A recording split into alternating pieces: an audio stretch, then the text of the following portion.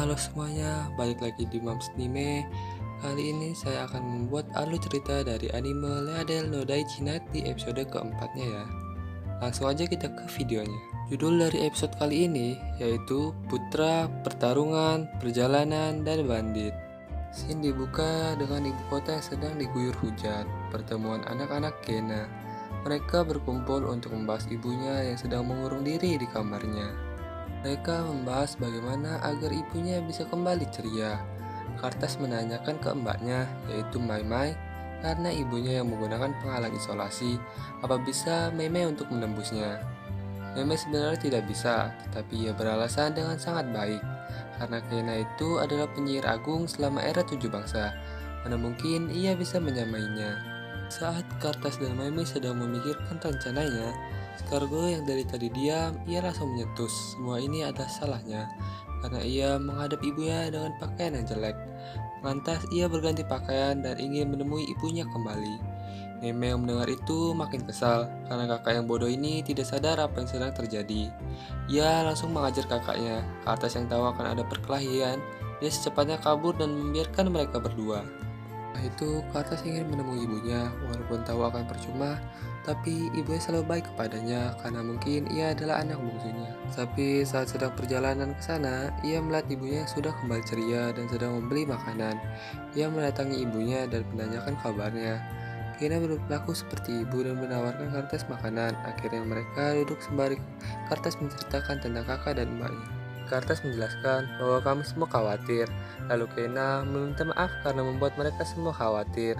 Lalu Kartas meminta Kena untuk bertemu kakak dan mbaknya, yaitu untuk menerai pertarungan mereka. Dan Kena juga ingin sekali minta maaf karena membuat anak-anaknya menjadi khawatir. Akhirnya karena saran dari Kartas, Kena memeluk Kartas seperti anak kecil. Scene berpindah ke Kena dan Kartas yang sedang ada di lorong menuju tempat Meme dan Scargo. Terdengar dari kejauhan mereka masih bertengkar. Kartas menjelaskan bahwa Mbak dan kakaknya memasang penghalang agar bisa bertarung sepuasnya dan bertanya cara menenangkan mereka ke Kena. Lalu Kena mengeluarkan alat dari skrinnya. Ia mengeluarkan seperti bom yang membuat mereka meledak dan menjadi berhenti bertengkar. Akhirnya mereka semua duduk berbarengan di depan ibunya. Kena minta maaf duluan karena membuat khawatir hingga menundukkan kepala. Anak-anak Kena panik dan tak boleh ibunya seperti itu. Lalu mereka juga minta maaf sembari menundukkan kepala juga. Kena meluapkan semua isi hatinya. Kena senang walaupun ia sendirian di game ini, tetapi ia punya keluarga, yaitu 3 anaknya ini. Setelah bermaaf-maafan, Kena kembali marah karena Meme dan Scargo menggunakan sihir untuk bertengkar.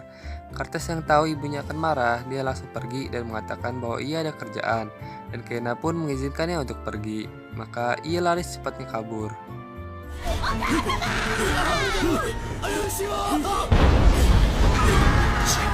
Berganti lagi ke kota, Elina mengajak Kena untuk menjadi pengawalnya pergi ke utara, tepatnya ke kerajaan Hasper. Kena bertanya kenapa, itu karena banyak bandit yang bermunculan. Kena yang tak punya kerjaan jadi mengambil pekerjaan ini, sekalian ia bisa melihat kota-kota lainnya. Sampai di hari keberangkatan, di gerbang keluar, Meme, Karta, serta Lonti ikut mengantarnya. Meme mengatakan bahwa Scargo sedang rapat, ia menangis karena tidak bisa mengantar ibunya. Tapi Kena senang Scargo tak ada karena selalu membuatnya kesal dengan efek-efeknya.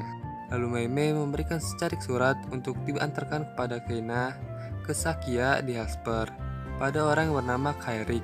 Kena bertanya Meme punya teman di Hellsper hingga mengirimkan surat, tetapi Meme tak menjawab dan hanya tersenyum. Dan akhirnya mereka berangkat. Setelah berangkat, Kartas menanyakan surat itu buat mereka, tapi kita belum tahu mereka ini siapa, dan Meme menjawab pasti ibunya akan pingsan saat mengetahuinya. Saat sedang di perjalanan, mereka ingin menyeberangi sungai, tetapi jembatannya telah hancur karena banjir, dan mereka semua menyerahkan masalah ini kepada Kena. Kena jadi tahu tujuan mereka mengajak dirinya. Sekarang, akhirnya Kena menggunakan jurusnya berjalan di atas air. Mereka semua kagum berkat jurus dari Kena membuat mereka dapat berjalan di atas air. Tapi saat kereta terakhir mau lewat, ada monster yang menyerang kudanya. Kena terlalu kaget karena monster yang menjijikan dan hanya diam saja, yang membuat akhirnya mereka kehilangan satu kuda. Mereka tidak bisa menemukan kuda pengganti dan menyerahkan masalah ini kembali kepada Kena. Akhirnya Kena menggunakan jurus memanggil dengan memanggil Cerberus serta manusia setengah kuda.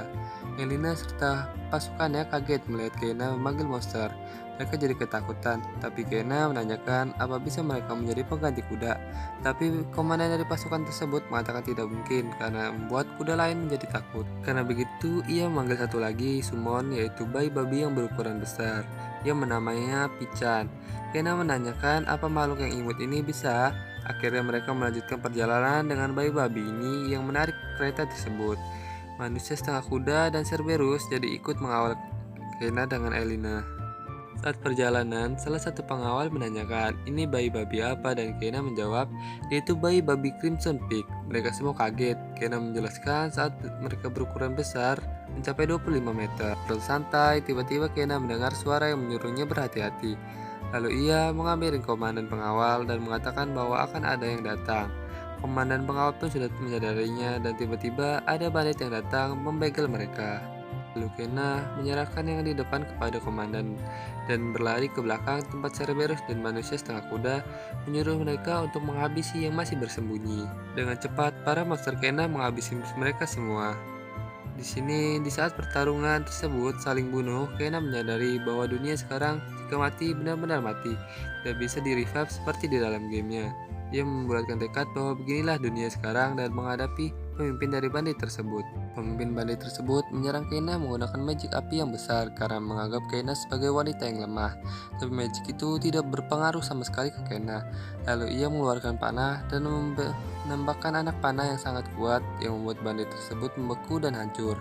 Para pengawal dan Aileen pun jadi kagum dengan kekuatan Kena yang sangat kuat.